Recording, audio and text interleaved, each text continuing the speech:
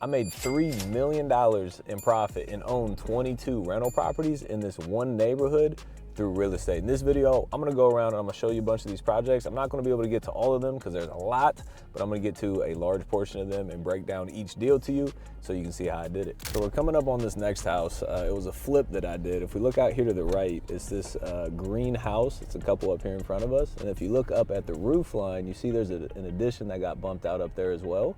So this is a house that we bought for about $80,000, put a little over 100 grand into it, and then ended up selling it for almost $350,000. My net profit on that deal was like 75 to 100 grand. That was the first time I popped the top on a house and put an addition off of the third story. So I had a third story master walk up, and it didn't sell immediately because a lot of people don't want to walk to the third floor to get to their bedroom. But we ended up selling and made, like I said, $75,000, $80,000 on that deal. So this house, we ended up buying it for $155,000. It's right there with the gray little pillars in the front. So bought that for $150,000, put about 80 grand into it, sold it for a little over $300,000. But funny story on that one, when I listed that for sale, one, we're on a very busy street. When I listed it for sale, it didn't sell immediately. So I got kind of nervous about the market. And you'll see some other new construction deals that we're doing here in a second, but I stopped building new construction because I thought the market was slowing down. This was in 2018-ish time. Obviously that didn't happen. I was very wrong. Ended up making 30-ish grand on that house, which is not a lot of money for a $300,000 plus house. So I just simply paid too much for that property. It was like kind of renovated, and I was like kind of finishing the rest of the renovation, and budgets got blown. We had to rewire the whole house. Had not been tube wiring. It had a slate roof, which is a pain in the butt. So there's a lot of things that I learned on that and went significantly over budget, and that's why I made not a lot of money on a $300,000 plus house. So this neighborhood is really close to downtown Columbus, and there's downtown Columbus, then this neighborhood, then Bexley, which is like one of the best neighborhoods in Central Ohio. But the connection between Bexley and downtown was this neighborhood. So inevitably, I felt like at some point I had to push through and connect, which it obviously has since. And that's why we started investing down here. There's other people flipping some houses, saw that it was profitable. So, started buying some more houses down here. So funny story, I actually ended up personally moving down here and house hacking. And when I first moved down here, if you look at this gray house here on the corner, it's massive. It goes like super deep. It's got a third story. It's like one of the biggest houses down here that exists. So when I first moved down here, I drove by it. I was with one of my friends. I was like, yo, bro, I'm gonna buy that house someday. And I literally, legit, the next week, this is before I really, started, having some success in real estate. The next week, the house got listed for sale. I was like, oh man, I can't afford it. And somebody else ended up buying it, and then I never ended up buying it. But we were close. So this house right here on the right with the gray was a flip that I did. And I thought I was gonna make a ton of money on it. And that was actually one of the, not worst deals. I thought I was gonna make 80 to 90 grand on it. And what happened was I started renovating it, and I realized that the house was legit sliding off the foundation. So we had to lift the entire house up and then go in and tear out all the basement walls and then come back and rebuild all the basement walls. So at the end of the day, I ended up only making like 7 grand on that house. I didn't lose money, which was a win, but instead of making 80, I made 7, which was not ideal. After the demo got demoed, the sill plate, which is what sits on top of the foundation walls, was like 2/3 off the foundation wall. So I probably should have demoed it at that point, but I've never done new construction before then. So I had to finish the renovation. But again, I see it as a win because I still made money. The reason to buy real estate the right way with big enough profit margins is that so worst case scenario, when everything goes wrong, you don't lose money, you just make less money. And that's what we did on that deal. And then we got this house right here on the right, this tan one. That is one of the first new construction homes that I did down here. So let's drive through this street.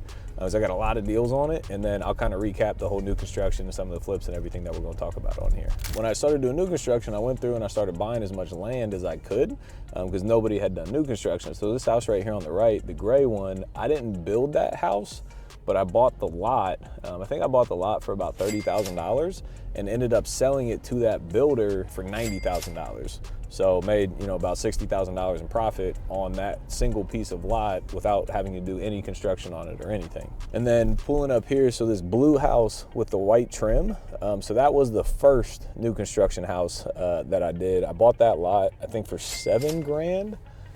Built the house and sold it for, I believe, $425,000 to $450,000. I ended up netting profit about $120,000 on that house. And again, that was the first new construction deal that we did. Past that, this lot right here, well, the house, I guess the white and the black house, I bought the lot for $18,000 and ended up selling it to the builder to build it for $100,000. So made $80,000 again on a singular piece of land without having to build any new construction. And then this lot right here, same thing, bought that for about $15,000. Ended up selling it to somebody for $90,000. They have not built on it, obviously, but made another $70,000 on that. This gray house up here on the right past the brick, no, excuse me, the greenhouse. I ended up buying that for about $60,000, putting a little over 100 grand into it, selling it, made about $110,000 in profit on that. This blue house right here on the left is a lot that I bought for $3,000. That was the cheapest one I've ever bought, $3,000. Built that house. I actually personally lived in it for a couple years. So built it and then moved out, did Airbnb, crushed it on Airbnb, and then ended up selling it. And I ended up making about $350,000 in profit on that one house that I had. And the cool thing is when you own the properties and you live in it 2 of the previous 5 years, which I did. I lived in it 2 of the previous 5 years. When you sell it, you don't pay taxes on the first, I believe it's $250,000 of money that comes in if you're single. If you're married, it's a little bit more. So made, $350 grand in profit and really didn't have to pay much in taxes because I was able to claim that on my taxes. So that street's probably the street where I made the most amount of money I've ever made. And, kind of taking it back to the new construction side of things. So in this area, this neighborhood, there's a lot of flips and renovations going on. And I was doing a lot of them. And then I saw, land that nobody was building on. There was 0 new construction that happened. So I was sitting there and I was thinking, man, there's gotta be value in the land. And then I started crunching the numbers. I was like, all right, cool. So if I buy this lot and I build it and I sell it for the same price that these flipped houses are selling for, I would break even. These houses are built in 1901, 1902. I would have built them in 2020. So 120 years newer. I was like, there has to be value to that. There's no way it sells at the same price. But worst case, it would sell at the same price. Best case, I would crush it and absolutely go crazy. And so what I did is I went around and I bought as many lots as possible. I drove for dollars. I drove every street in this neighborhood, picked up the phone, cold called every single seller, door knocked every single seller to buy as much land as possible. I was buying the land for $5,000, $10,000, $15,000 a piece. I put up my money, so I put up a few hundred grand of my own money because there was no proof of concept yet. Bought all the land, built 3 new houses, and they all crushed it, made over 100 grand in profit on each. Built some more houses, which we're going to continue going through here in a second. Made $100,000 plus on each of those, and then owned a bunch of lots still that I did not build new construction yet, and just ended up selling those lots and making $50,000 to $100,000 per lot. So that vacant land investment that I made was by far the most profitable portion of being down here. Easily over $1 million, probably pushing $2 million in profit, on top of all the other flips and everything that I did. So if you see an opportunity like that, it could be a game changer. So making a lot of money in this neighborhood, also missed out on a lot of money in this neighborhood too. So this building on the corner here is commercial property. It's 2 commercial units and upstairs is 2 residential units. I could have bought this for $100,000. At the time, I didn't understand how to evaluate commercial real estate. So I passed on it and I didn't buy it, and missed out on a massive opportunity with that one for sure. And then coming up here in a second is a 6-unit apartment building that I ended up buying right here. And it's kind of a funny story to it. I bought it for $500,000 and I was not going to buy it because I thought it was overpriced. So I called a friend of mine. I was like, hey, here's the situation. What are your thoughts on this? He's like, bro, you got to buy it. So I ended up buying it for $500,000. Somebody right down the street actually was the one selling it. It was boarded up when I bought it and put, a couple $100,000 into it. The city gave me it's a nightmare. Should have been a massive lawsuit.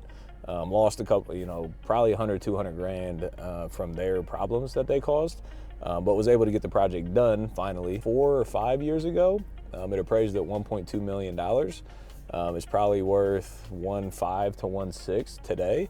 And I owe $800-ish thousand on the property. So it still cash flows today. It's a great rental property. And somewhere between $600,000 and $800,000 of equity. But the cool thing, so if we flip the camera over here, this is something that's called the trolley barn. So when I bought that deal, this building was vacant, and there was a lot of talk about what this trolley barn could be and do, but nothing had been happening yet. So the week after I bought that property, this development got announced. It was a $30 million development. It's a ton of restaurants, some office space, food places, and the development's now done, which obviously helps the neighborhood. My building literally being across the street. And then also here, if you look at this, across the street, part of this development, they're building a 100-unit apartment complex. So that's going to add density, obviously, to it. So, it's an area that's a great place to own in with all this investment going on. Tens of millions of dollars getting poured into this literally the same street that I'm on. To think about a deal that I almost didn't buy, ended up buying it. Like I said, it cash flows and have a lot of equity in that property as well. On top of that, if we zoom in here, there's a bunch of houses, but that greenhouse is the house that I flipped. The only houses I've ever came close to making losing money on were houses that were like partly renovated, and then I bought it, trying to finish the partial renovation. So that one we ended up flipping. I think we only made like $20,000-$30,000 on it. Wasn't the best deal for sure. But then the house next to it, the gray house, was a new construction house. Ended up flipping that one. Building new construction on that one, made over $100,000 in profit. That was one of the first 3 deals that we talked about earlier, where I built new construction to try to get the proof of concept in this neighborhood. Crushed it, made a lot of money, beautiful deal. And then this new construction right here to the right, I did not build that new construction house, but I did own the land on that the house was built on. I bought the land for about $30,000 and ended up selling the land to the builder for I think $95,000. So again, made $50,000-$60,000 just flipping a piece of dirt. 270. Nice, solid. Just keeping it as a rental. Yeah, we're gonna do. It's actually in really good shape. Yeah. We're gonna put like about 85 into it. Nice. I was about to say, what are doubles worth now? About 500 grand? Yeah. That's wild. Pretty crazy. Four, 2.5. That's nuts. Area's booming. You doing any new construction down here? Yeah. Yeah? One on Fair, one on Loeffler, and one on Kendall. Nice. Just like singles or? We got 3 singles and 2 multifamilies. Dope. So just drove by, saw one of somebody I know here in the city, and he just bought a duplex for almost 300 grand. Duplex is, he's saying it's worth about 500 grand nowadays. I own a couple doubles that I bought in the low 100s, like $110,000, $120,000. Still own them today. I used to buy houses down here for $50,000. I buy land for $3,000. And just the area has gone absolutely insane right now. So this house is huge. It's one of the most beautiful houses down here. Very nicely landscaped. I don't even know, it's like 9,000 square feet. I actually talked to the seller, could have bought that for $1 million. And I was going to, but when I walked the property, it was like very chopped up, and I just really didn't like the house. So didn't buy the house, and thankfully I didn't, looking back on it. So this gray house with brick right here, that's a house that we ended up buying and flipping. Made like $40,000 in profit on that. It was, $100,000 plus rehab, but it was profitable, flipped it, took our money, moved on to the next. So this is a duplex that I ended up buying, and looking back, I wish I would have kept it, but it's this red brick one with the white front doors. Bought that, I think for $65,000, put over 100 grand into it, and then sold it. Only made like $40,000-$50,000 in profit. I should have bird it and kept it as a rental property, but I was caught, chasing money today instead of building wealth for the future, which is through the ownership, long-term ownership of real estate. So you live and you learn with those, unfortunately. but took our money, kept it pushing to the next. So this blue house here is a house that I bought for $7,500. I thought I was going to make, well over 100 grand on this deal. And what happened is that the contractors that we hired, everything could go wrong. They spent $30,000 to frame a portion of the roof to add a room up there. 30 grand at that time could have framed like a whole new house. And we were just adding a portion, one room to the house. Just ended up spending way too much money on this property. I essentially gave the contractor checkbook control, which is my fault as a leader. Obviously should never do that. But spent way too much money on it. Ended up flipping it and selling it, made like 17 grand in profit. But again, the point of doing this business the right way is to have a big enough profit margin. So if everything goes wrong, you just make less money, you don't lose money. And then one more house on this street. I bought this house. It was $35,000 and $45,000, but it's the red one with the white trim right there. Bought that, ended up selling it, flipping it and selling it, made like $80,000, $90,000 in profit. And actually, I just remembered this too. Next to the duplex that we flipped, we're already past it, but next to the duplex that we flipped just a second ago, the house next to it, while I was flipping that, I ended up calling the neighbor next door. It took a crazy amount of time to actually get in touch with those people. And when I talked to him, I was like, hey, just touch base, seeing if you want to sell your property, at this 123 East Main Street. And he was like, oh God, no, no, you don't, that's a horrible area. You don't want it. It's terrible. It's horrendous. It was boarded up. And I was like, yeah, I know, it's a rough area. Would you sell it? He's like, I wouldn't even do that to my worst enemy. Like, it's terrible. I was like, what if I'm delusional enough to still want the property? Would you sell it to me then? He was like, man, again, you don't want to do that. So, well, cool. If I do it, can I buy it for $100? He's like, yes, absolutely. You can buy it for whatever. I put it under contract to purchase for $100, not $100,000, but $100,000. That double was worth at the time $300,000 to $350,000. Took it to a title company, got a title search done. The city of Columbus took the property back the week before that. I could have bought a house, a double, for $100. But that goes back to the point of you miss 100% of the shots you don't take. How many people drove by that house and never picked up the phone? I picked up the phone, I called them, I pushed them, I got them to actually sign a contract for $100. Could have made, hundreds and hundreds of thousands of dollars on that deal, but I was a week too late. So this is a duplex that I ended up personally actually moving into. It's this reddish brick with blue trim right there. So that house duplex I ended up buying, I think for like $120,000, putting a little over 100 grand into it. And it was a double. The first floor was a 2-bed, 1-bath. I ended up renting it out to a tenant for $1,250 a month. And my unit was a 4-bed, 2-bath. On the second and third floor that I moved into. I had my office in one of the bedrooms, and then I rented the other bedrooms out to friends for like $400 or $500 a month and lived there essentially for free. So I used private money to buy it.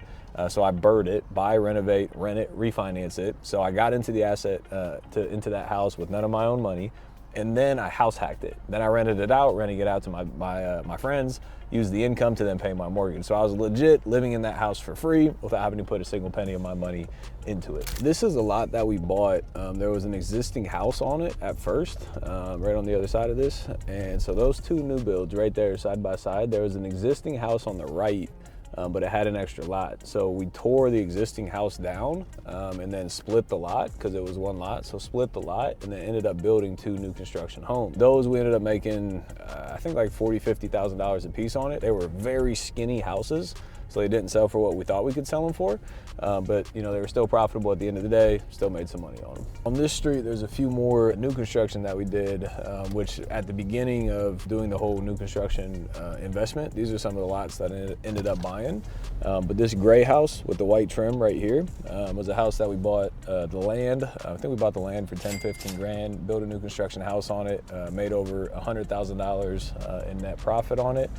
If you look at this white house right here, which I love the white and black, white house with the black trim, I think is dope. But bought this lot for $10,000, $15,000, ended up building new construction, selling it, making over $100,000 in profit. And then if we look at this gray house right here with the fence in front, Ended up building this. Lesson learned on this deal, we massively overbuilt it for the area. So the house was significantly larger than what we could have sold it for dollar-wise. It was way more square feet. So we ended up selling it, made about $150,000 in profit. But if we'd have made the house a little bit smaller, we would have sold it for the same price point and made a lot more money on it. So, lesson learned. But 3 new builds, actually 5 new builds on this street, made 364, made close to $500,000 between the 5 of them. So this is an 8-unit apartment building. Ended up buying this for $325,000. It's 8 units, 1 bed, 1 bath each. Put a couple $100,000 into the renovation. This was probably 4 years ago. It was right actually when COVID started.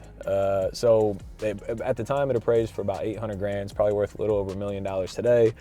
I owe 500-ish on it, so I have about $500,000 in equity. And it cash flows, make a lot of money every single year. But the story behind this one, I was calling for years trying to get this property under contract. They would say, hey, yes, there was interest, but then they wouldn't respond for like 6 months. I'd call again. They say, hey, yes, there's interest.